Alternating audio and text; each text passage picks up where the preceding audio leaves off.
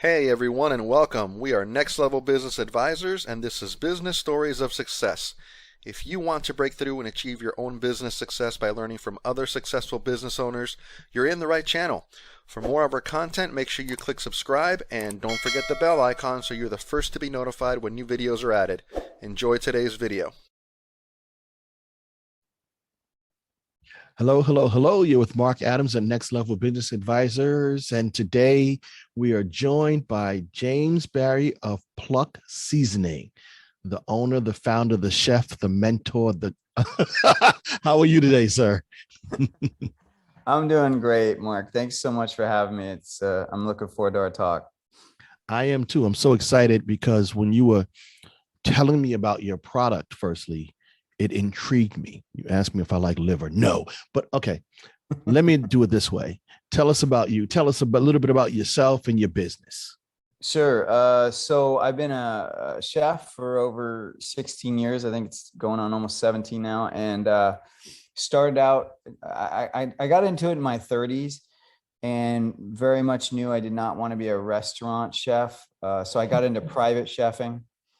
I was cooking for some really big name celebrities and just wanted more, wanted to help. I felt kind of like I was helping the 1% and I wanted to help the 99%. And so I started a meal delivery service. I did the famous thing where I'm a chef and I know how to cook. So I started a business, but I don't know how to run a business. I'm a Okay. technician, but not a business owner. You know what I mean? So I had to really learn. And I ran that business for 8 years, learned a lot, made a lot of mistakes, lost a lot of my health, a lot of my sleep, but got through it.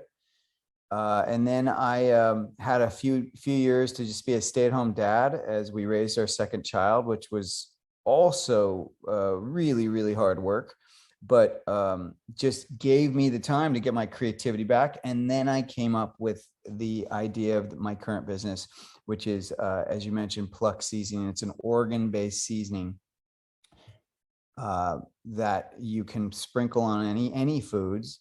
It gives the food delicious flavor, and then it increases the nutrients of whatever you sprinkle it on because it has freeze-dried powdered organ meats. It has liver, kidney, spleen, and pancreas, 5 organs in it. And I combined organic spices and herbs to it to just make it taste really good. So we get comments like it tastes like Lowry's all-purpose or Old Bay. It's kind of got a little smokiness to it, but it's great because we all need more nutrients. Lots of nutrient deficiency in America. So I'm trying to help change that. That's really cool. That's really cool. Before I get all into the details about that, because you mentioned organ meat and you asked me, do I like liver? And I told you absolutely not. And then you told me that this stuff doesn't taste like liver, even though it might have liver in it, right? And I can even sprinkle it on my popcorn. You promised me that. Oh, if you sprinkle it on your popcorn, use some butter, olive oil, and then add Pluck seasoning, you will not be able to eat popcorn again without it. It's kind of game changing in that way that the flavor is so unique.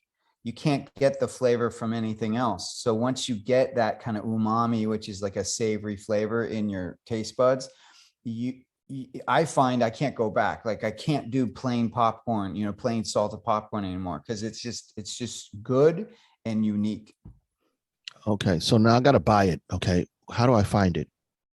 You go to eatpluck.com and we're right now there's an all-purpose seasoning there, which really is all-purpose, goes with everything. But we're about to launch some new flavors coming in end of July, early August of this year, 2022. So I'm just super excited to watch the response, and I'm really excited as this is my first food product and it's going well, but there's still so much to learn. Of course, I'm a work in progress, and as is the company, but I'm excited. You've tapped into the thing, your mission or the business that you really want to do when every step, no matter how hard, and it is all hard, but no matter how hard, it excites you. And that's kind of my response is every hurdle is exciting for me. I love that. I love that. You're right. And so Our podcast is Business Stories of Success, and we're going to dig deeper into like success, but that sounds like it's part of the journey. So when every step, even the challenging ones, are exciting, that's really cool. I want to reiterate this because I know that people are probably scrambling to get their pen. Your website is Pluck, PLUCK.com. Correct. Right. All right. I mean, I want to make sure that we well, first I had to write it down for me so I can get mine. I don't know. I didn't tell you I am a popcorn addict. Oh, wow. I eat a bowl of popcorn about this big. If you're watching the video, about this big every night, that tall, that big, every night. I would say at least 4 times a week. What do you put on it right now? I put a whole bunch of olive oil on it. That I lets like the olive salt oil stick. too. I like doing the olive oil too. Not everyone does that, so that's kind of cool. I like doing that too. I do that so that the salt can stick to the olive oil. Yeah. I got diagnosed with diabetes a few years back, but it went from diabetes to pre-diabetes. But some of the things I cut out were all that junk food, potato chips. I used to do green bags of potato chips and all this stuff. And I looked it up, and popcorn is a healthy alternative. They say the bad part with popcorn is people put butter and olive oil, right? But I need a little bit of a zing. So sometimes I do seasoned salt, right? Mm-hmm. But now what I think is I might have my bag of Pluck. I can't wait to hear from you when you try it, because I really, it's game changing. I mean, I use it when I have popcorn too. I use it on everything. I mean, my kids use it on everything. They have toast, they put it on the toast. If they have eggs, they put it on eggs. I've had it on oysters. I mean, we literally put it on everything because it tastes good. So obviously we're doing it for that, but we're also, as a parent, I love it because, it's micro dosing of organ meats, and organ meats are the most nutrient dense food on the planet, hands down. I mean, anyone could do a search for most nutrient dense foods, and like beef liver is going to pop up, and you'll see the numbers. It's amazing. And it's not just like a little bit more nutrient dense. It's like 17 times more iron. Wow. Seven times more magnesium or potassium. It's like crazy. And so I look at it as like, this is Mother Nature's multivitamin. And yet we're not getting it in our diets though. People just aren't eating it. And so that to me is a real problem, because when you then look at the American statistics, it's something like 92% of Americans are nutrient deficient. Wow. 92%. And that figure comes from like 2018. So it's higher now. Yeah, because things tend to go worse. Yeah, right. But what's fascinating is that we're also an obese and overweight nation. I know. Right. So we're not nutrient deficient because we're not eating food like in Ethiopia, when you used to see all those commercials and they were so thin. That's because they didn't get food. They didn't have food. We're overweight and nutrient deficient. Crazy. So it's not calorie deficient. It's just nutrient deficient. And I think that tells you right there that it's not that we're not getting enough food. It's the food choices we're making. Right. So I love what you've done.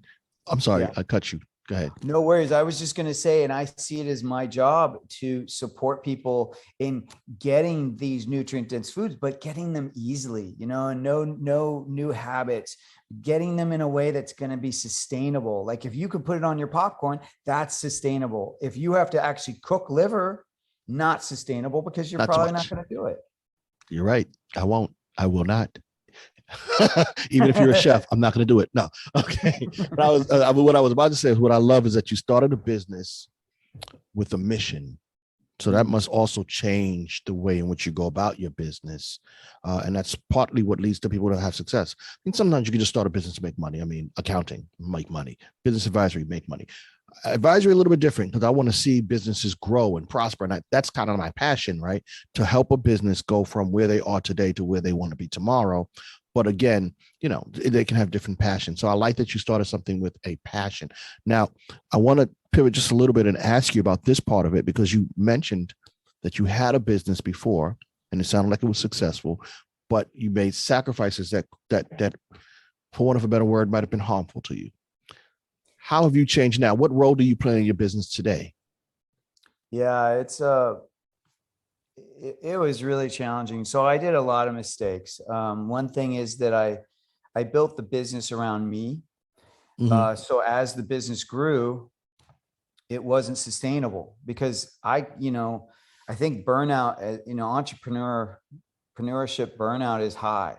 And so when you're working in the business and that goes on for a long time, you're going to burn out.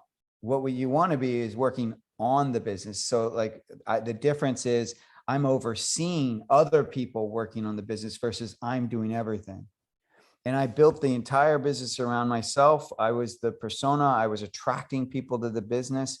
And so when I started to try to pivot away, the quality of the food, the quality of the service went down because no one's going to be as tenacious as the owner, right? That's Nobody, because true. they're That's just true. employees. You know what I mean? It's never going to be like that. So I learned that a lot. And I'm applying that to the new job where I'm trying to keep everything. I'm trying to keep really lean and mean. So I'm trying to keep everything virtual. I'm trying to keep everything outsourced.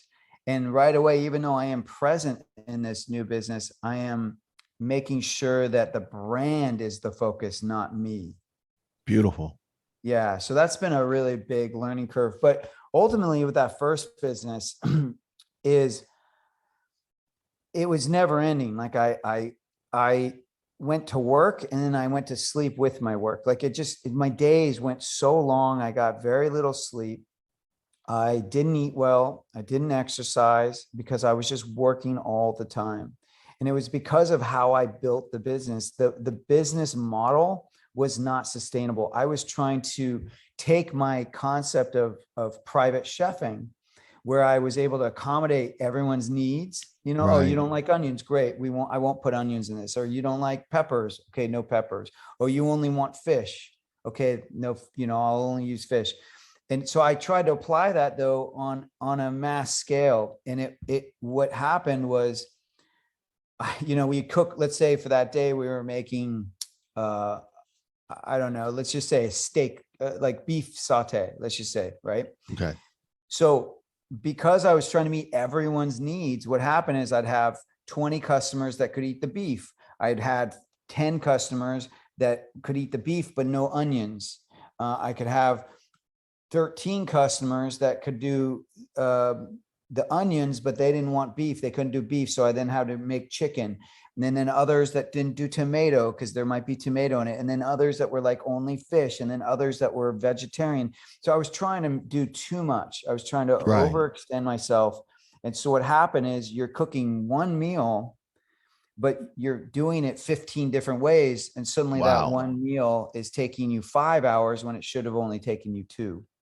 Understood. Understood. And Wow. the other issue is that when you grow bigger and bigger, right, then you're having even more variety. So it just completely wasn't sustainable. So big learning lesson there. But I would say the biggest lesson I had was that, when you're creating a business, you have to have a business plan. You have to have an idea of the operations, the supply chain, your mission, or how you're serving customers. You have to have a plan. And I mean, if you're trying to get a loan, they're going to require it, right? Uh-huh. The thing that I think many of us are now learning is to not, like, a big mistake entrepreneurs make is they just focus on the business, but they don't focus on themselves, on their own health, and they don't Good. include their health as part of the business. Because when we don't do that, if you're the one running the business, but you're run down, then the business is going to fail. And it So happens a lot. you have to include your health plan in the business plan. They cannot be separate. And that is absolutely the number one learning point I gained. And I'm absolutely incorporating now to the point where, because my business is online, I can start at the time I say it starts. You know what I mean? Because the business is online, so it's open 24/7. So really, I'm going to pause you for 1 second. yeah, Sorry, because I think this is really important for people to understand. And we chatted about this before. And so I want to make sure that we frame this properly. Okay, When we yeah. were chatting, you were talking about how you have managed to avoid burnout and to find that perfect, well, I won't say perfect because nothing's perfect, right? Yeah, But that nothing's perfect. work-life balance. And you were telling me these things. So just with that in mind, so we can frame this part of the conversation, you know, go a little bit now. Now tell us how you have been able to change the way you used to do things to now find this work-life balance. Like even today, you've got this work-life balance. So please go ahead. Sorry. Yeah. So key to it is that my previous business was a service-based business. And now my current business is a product-based business. And the difference is amazing. It's a huge difference. So as I mentioned with the service-oriented business, I'm trying to align with everyone else's needs.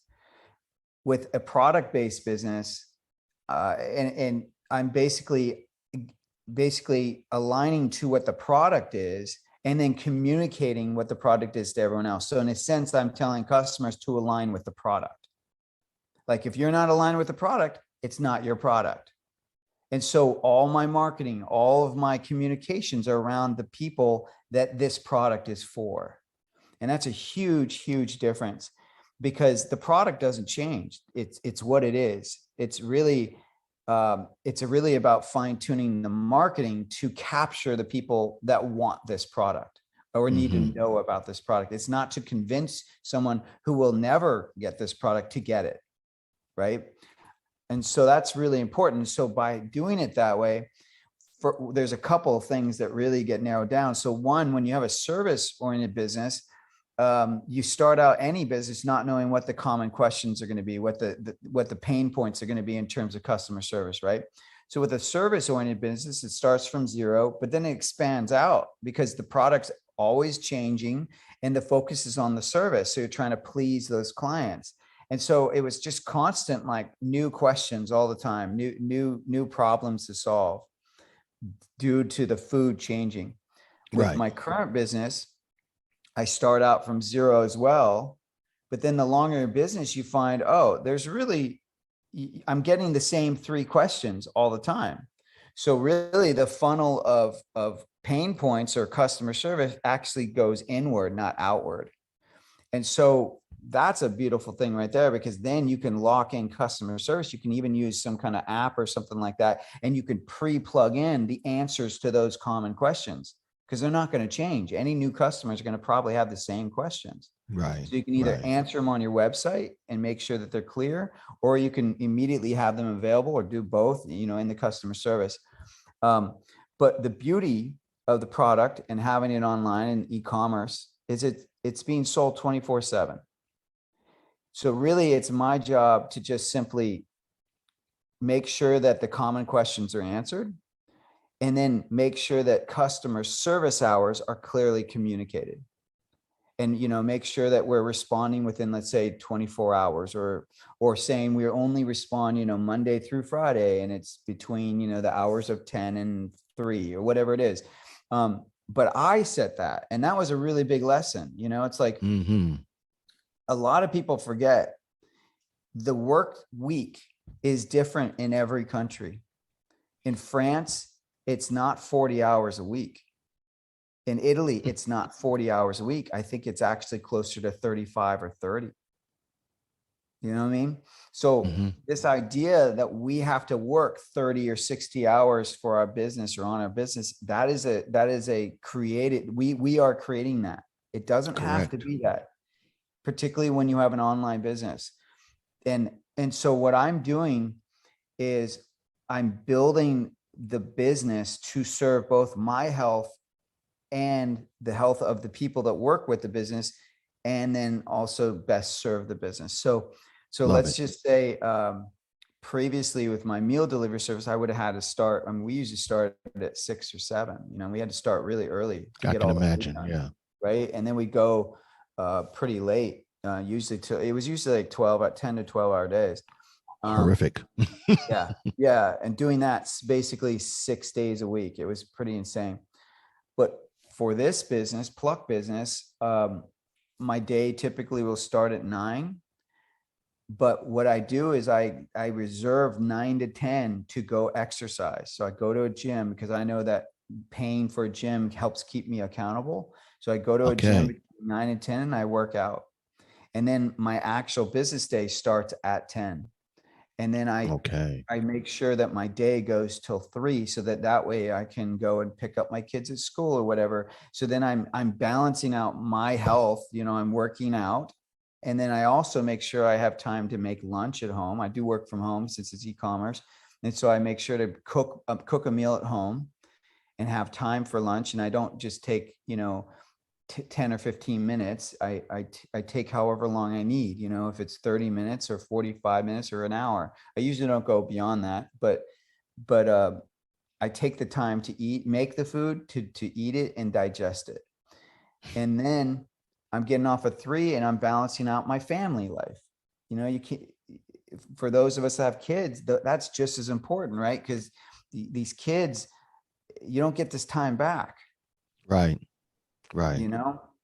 And then what I'm doing is I'm outsourcing everything. And that's the thing that we all have to acknowledge. I mean, we're living in a golden age right now where technology is allowing us to be online. And if anything, COVID kind of even showed businesses that didn't know they could be online, that they could be That is online, possible. Absolutely. right? That's possible, which is huge. But then we're also living in an age where you really can outsource almost everything. I mean, even like, you don't even have to hire a CFO. You can outsource it. There's companies that will provide accounting and financial services for your business. You can do the same with a CEO. Even you can have someone who just comes in and looks at your business from a CEO perspective and gives you that perspective. I mean, there's just so much that you can outsource. So I outsource my marketing and strategy. I outsource. I use a co-packer. So they're the ones packing it. I'm now just about to use a fulfillment company. Beautiful. Wow. So that basically and then I'm also kind of outsourcing an operations officer, someone to support sales and whatnot. Wow. Okay. Beautiful. Beautiful. So I like that. And I want to encapsulate that really well because, this work-life balance is important if you're going to be successful. I really believe that if you can't find work-life balance, even if you have a multi-million dollar business, if your life is crumbling and falling apart, or if you're overweight because you don't work out, or you're eating junk food and you're with a heart attack, of what value is it? So finding that work-life balance is important. And even when we were chatting, what I really appreciated what you said prior to the podcast, our real interview, and even now, you said it in so many words, you manage your clients' expectations, right? Yes. And you have the ability to put borders around certain things. I answer questions Monday to Friday, 10 to 11, or whatever it is. But if a client or a customer knows, oh, this is when I should expect something, that makes it reasonable. Yeah. And you mentioned a nice point. I know I'm chatting a bit much, but you talked about like the 40-hour work week. That's just something that we've come up with, right? In Europe, it's a different time frame. So people sometimes as owners, and I deal with a lot when I'm advising owners, and I'm trying to help them to understand how to set the parameters for their business. Oh, well, I can't do that. They expect that. No, they expect what you tell them, allow them to expect, right? Yep. If you give no parameters or no borders, then there are no parameters or borders. They're going to call you at 4:00 in the morning. If you set that border, that parameter, and you keep up with that border or parameter, then your life is set up right, and they'll respond accordingly. And so that's a beautiful thing with this work-life balance, right? And that's what makes businesses, that can make your business enjoyable. And I like that you mentioned that. Yeah, and I love your encapsulated because and focusing on it because it's really true. That this idea that you have to, I think we used to have this idea that as salespeople we had to be so tenacious and like forward and kind of almost like what's the word, like where you're almost like on top of the person you're trying to sell to. I think that's like that idea of salespeople in the past. It was always like, oh, I don't want a salesperson, no soliciting to my house. You just didn't want the energy, right? Because all they're doing is just focusing on sell, sell, sell. And to your point that you made early on, it was like, having a mission or actually putting value before selling the product. We now know actually creates loyalty and sells more products. Mm-hmm. Right. Yes. So it's all about the value. And I find the value comes from the communication. How I you agree. communicate the product, how you communicate the customer service, how you communicate your intent on what you're trying to help people. Like one thing I do, and I'm this is not like a scam or anything like that. When I tell you this is authentic, is I go on these podcasts and I'm talking about Pluck and I'm sharing about how easy it is. Like I make getting organ meats into your diet. It's like the gateway to getting organ meats. It's just so easy, right? But I don't stop there, because it's not just, for me, it's not just about selling Pluck. For me, is I want you to eat more nose to tail. I want you to eat more nutrient dense foods. And I believe those are coming from animals and eating the parts of the animal that are not just muscle. And so then I proceed in the podcast, I proceed to tell people other ways they can get the actual organs into their diet and how to ease into it. So the value add that I provide is not just around my product. It's around the mission, which is nose to tail eating. Right, right. Hey, and you know what's really cool is, like, again, when it's a mission-based business, and there's a lot of people out there with that, it's a passion and you just want people to get the value of whatever the mission is. And it doesn't mean that you are going to always get a dollar return, but it's the fulfillment that we're looking for. So that's really cool. I like that. Um, at some point, we're going to have to chat about more ways to get those nutrients, but I don't want to digress too much. I want to focus on business stories of success and ask you this question. How do you define success? Oh yeah, isn't it? That's the $1 million question, right? I mean, I would lie if I didn't say that I look at profit. Okay. So it isn't just about money, but I do look at it as like, oh, we're doing something right if I see profits go up every month. So I think success is not just one thing. I think it's a multitude of things, and I think one of them is money. I think, I tend to look at things as like the triple bottom line. So the triple bottom line being people, profit, and planet, right? So notice profit's part of it. Let's not pretend. If you're an entrepreneur, you want money, Mm-hmm. don't lie. Right? We all I want like some it. money. So we gotta be honest about that. However, for me, the other part is the people and the planet. And so my success also comes from helping people, making sure that we're putting out messages that are beyond just the product, that are truly about like, hey, whether you buy this product or not, we are here to help you. So reach out. And almost in a sense, we're trying to create a community of support, Mm-hmm. right? And I think creating a community is one way to create more longevity as well as a brand. Personally, I that's agree. how I look at it. And then planet is, in a sense, like we're trying to like there's a bunch of different things that we're trying to do. So one is we package Pluck in a pouch, so it's a soft pouch, and we did that instead of a jar because when you ship jars, they're heavy. So that means more fuel, more bigger carbon footprint. And then they also can break. So that means you're now paying even more to replace that if it breaks. So that's double the carbon footprint because you have to ship out something else. And then the other thing is that you need more material to protect a glass product, right? True. And I could use plastic, but then it's like, well, a plastic container is not ideal for the environment either. So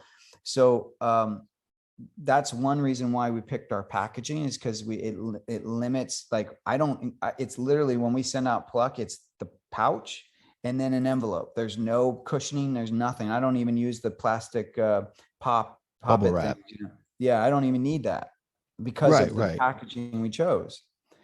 Gotcha. So we're trying to take care of the planet and a lower carbon footprint. When we utilize organ meats, we're supporting the planet because we're sourcing our organ meats from regenerative farms. That means that they're actually putting nutrients back into the soil. They're not just big, large, like conventional farms. They're farms that basically kind of utilize nature and the animals to replenish the soil. So they're not always Okay. spraying it with synthetic fertilizers, for example. Gotcha.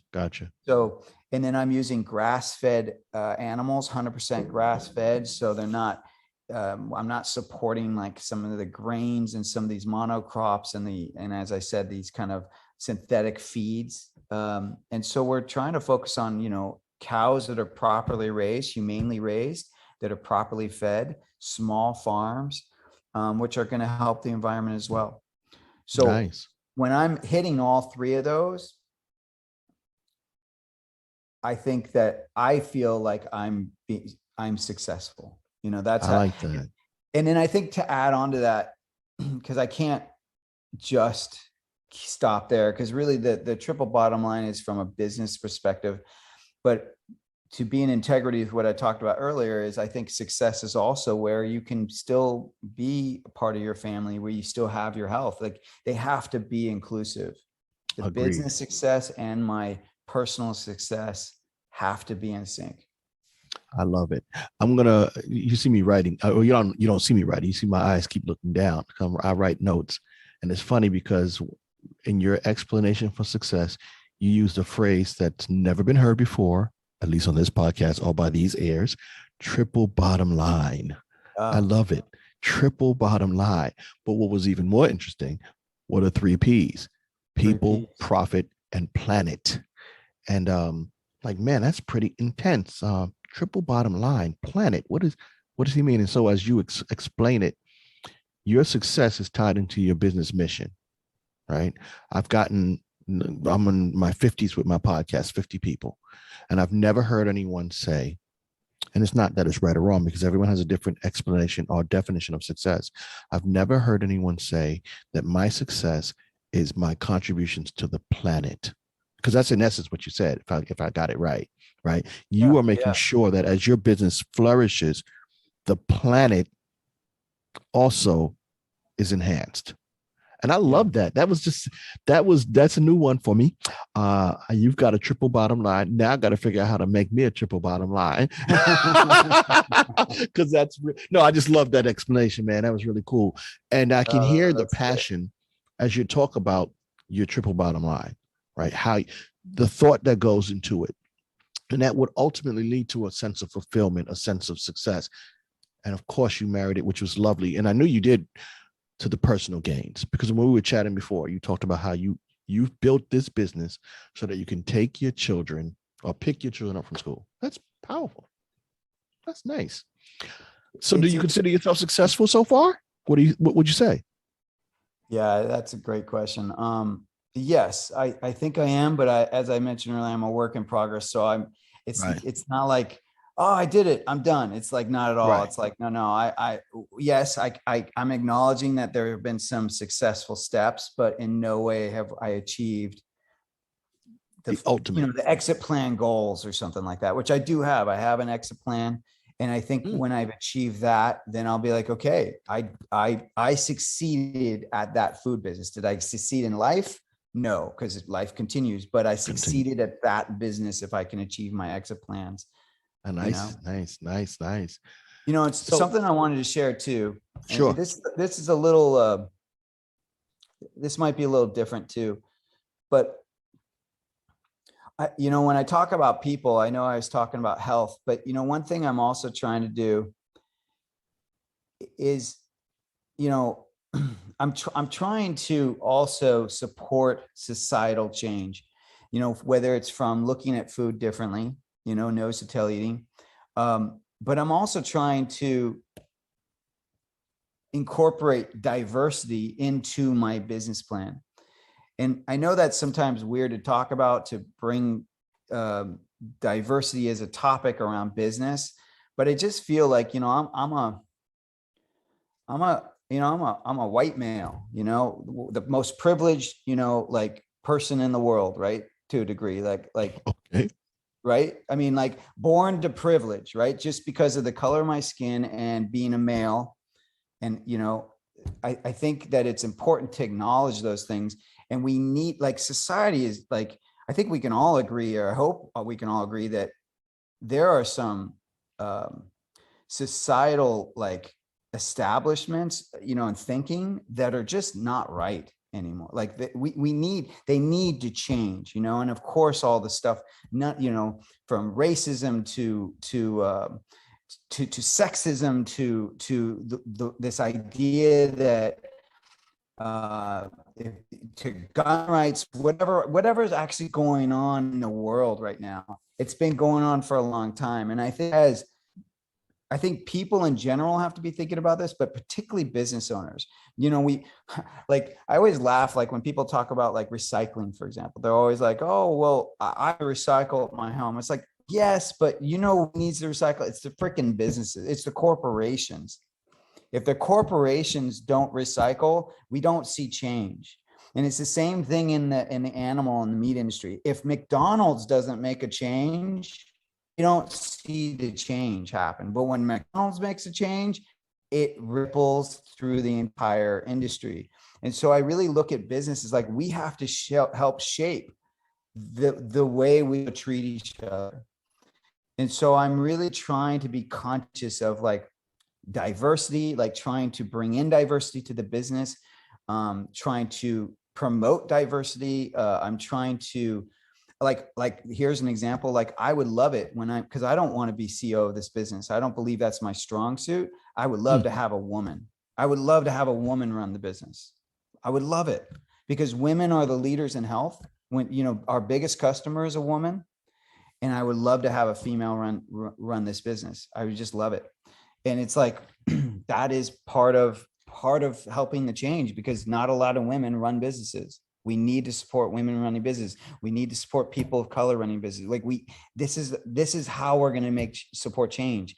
And sadly, and I don't know, I say sadly, but it's like, as I started this out, I'm like, I'm in that privileged role. So I have to be the one that changes. I can't expect everyone around me to change. I've got to do it. Not that I feel like I've always been about change. I'm coming from a generation of like seeing things clearer than, let's say, past generations, but I have to model that change. I have to. Okay. Wow. That's I don't know. very I know that I've never talked about this, so I feel a little vulnerable talking about it, but it's like, I just felt inclined, since this is a podcast about business, that it's important to bring it up, because I think I guess ultimately what I'm saying is that businesses have more responsibility than we even usually talk about. I think it's a deeper responsibility than just helping, people get, I don't know, help making sure our products are healthy or helping the planet or making profits. I think it's got to go into the fabric of society of like, how can we support change? How can we help people be nicer to each other? How can we help to stop this violence towards each other? This opposition. How can I as a business person support that change? And I think about it a lot. That's very, very admirable. And I say that because, as a business owner, we put our head down a lot of times and focus on making money, because if we don't make money in our business, we don't eat. But sometimes if we look up, we can make money and help others as well. And then it becomes even more fulfilling of a business. So that's admirable that you appreciate you bringing it up, recognizing that, change needs to be made. And we as owners of businesses have an opportunity to have more impact than simply someone who goes to work, right? Because we're going to organically meet more people. That's the only way we get to stay in business, right? We meet more people so we can actually have a bigger impact. So I really appreciate you bringing it up. And yes, that was vulnerable. And that takes a lot of strength to be vulnerable, because this is recorded forever. Yeah, forever.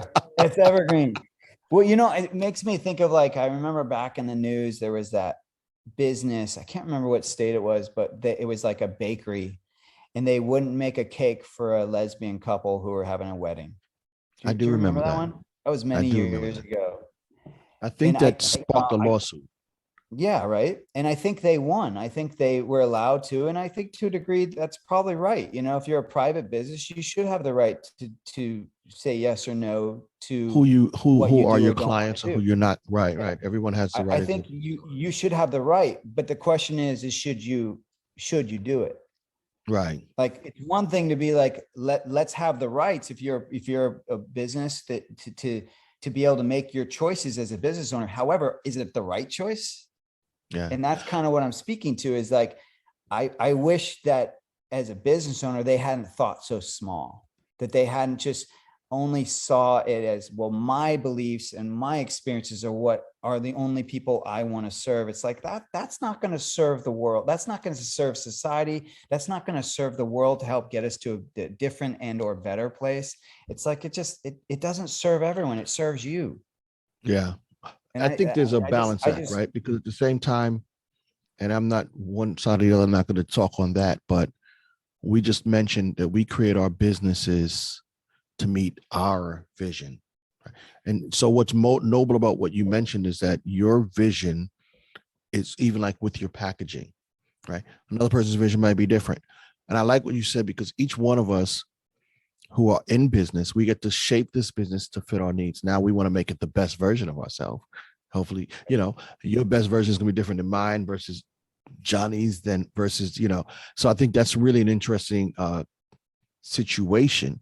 But I think if we all, as business owners, try to think more than just dollars and cents, right? If we think more than just profits and, profit margins, then we can have bigger impact. I think it's really interesting and important that we do more. And I think that actually leads to successful business owners, a fulfillment in business. If that makes sense. Yeah. Yeah, I think so. I think, like I said, I'm all for everyone having the right to choose what kind of business they want. I think that is important. You have to follow your journey and create the business that you think is Best best. for you. Yeah. You and your family and Yeah. what have you. Right. I just say, well, let's also add the next piece, which is, and I think it was at Maya Angelou, someone much smarter than me said, when do good until you know better, and then do better. Right. I like that. Basically that concept of like, okay, do what you need to do to create the business you want.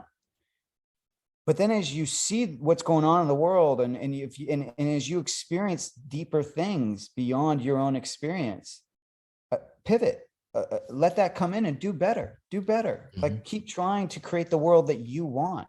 And I'm hoping, Right. of course, I can't dictate what kind of world you want, but I'm hoping that world is inclusive. I'm hoping. Yeah. But that's all we can do. That's all we can do. Yeah. Yeah. Let me ask you another question. What do you think is the single most important quality then to be successful in business? I actually think it's the it's the ability to pivot. It's that ability to go with change opposed to fighting it. I find that, when I was first starting my business, a mentor told me everything's going to cost twice as much. Or what do you say? Yeah, I think he said everything's going to cost twice as much and take 3 times as long. And I was Okay. like, really? And then honestly, I found him to be completely accurate about that. Everything does Okay. cost twice as much and it takes 3 times as long than I think it's going to. Right. Like I'm even right now dealing with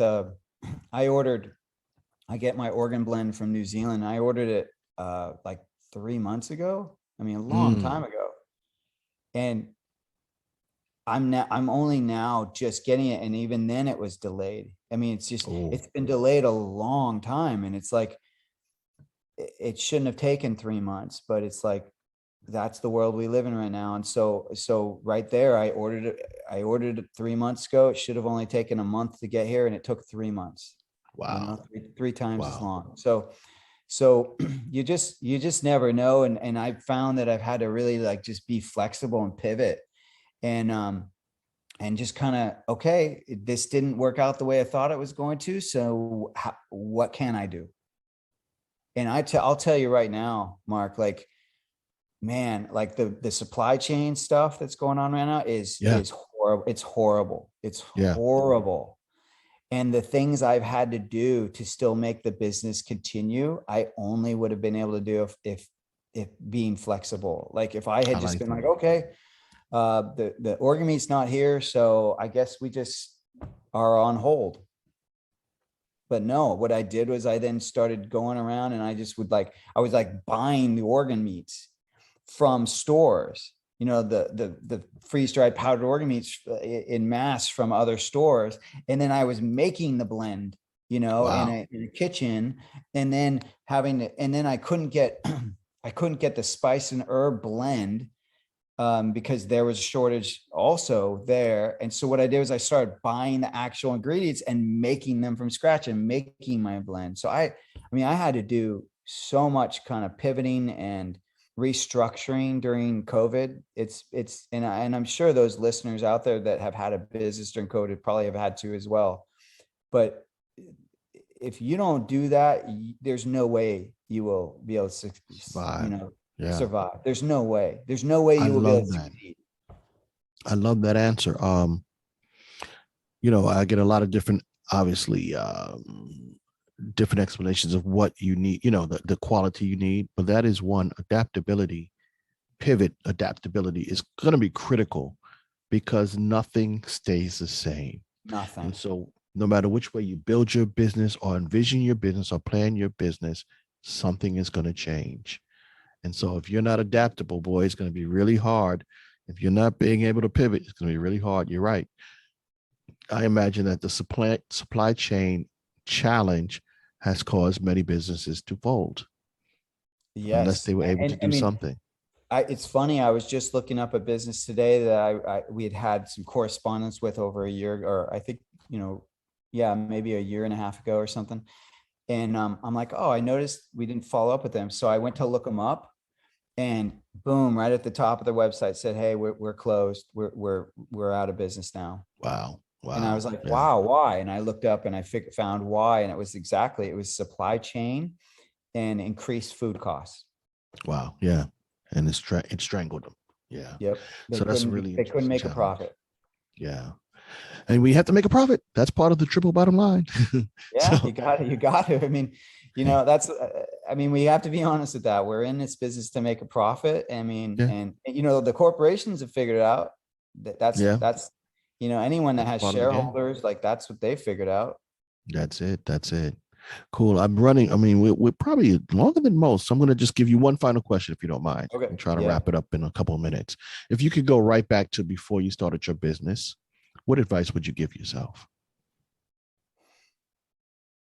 I've had the luxury of being really present through the process. So I got funding this time around, like for my meal delivery service. I self-funded.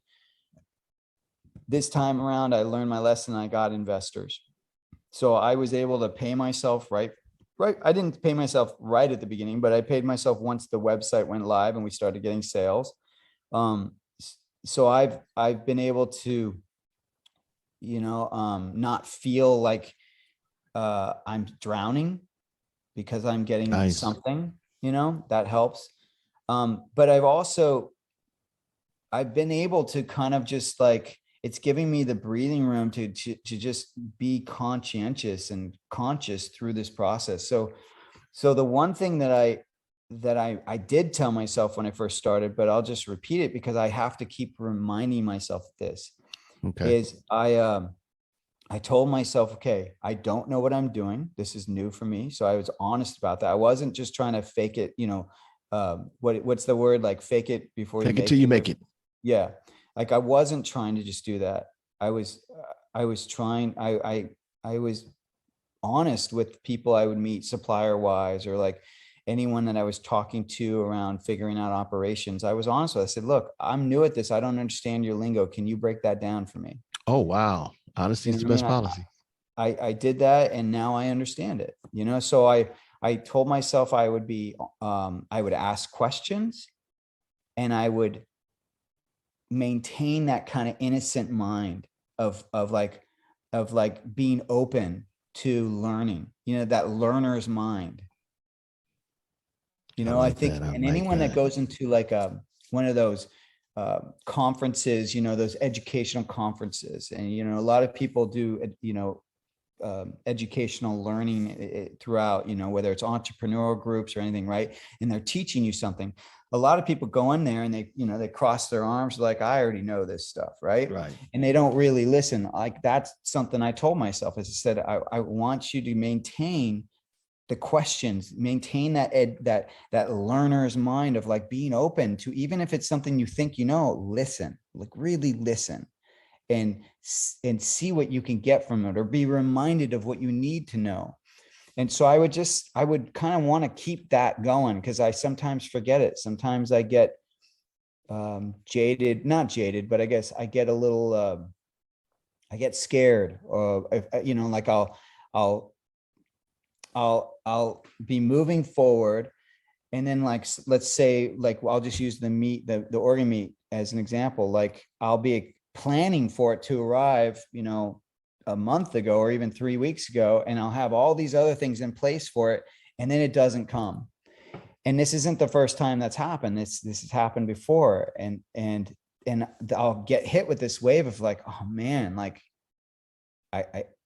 I'm failing, like this is going to affect the company, you know, this is going to affect sales, it's going to affect my triple bottom line. And so I start to feel like I'm drowning, you know, like I can't get through, like I don't know what to do.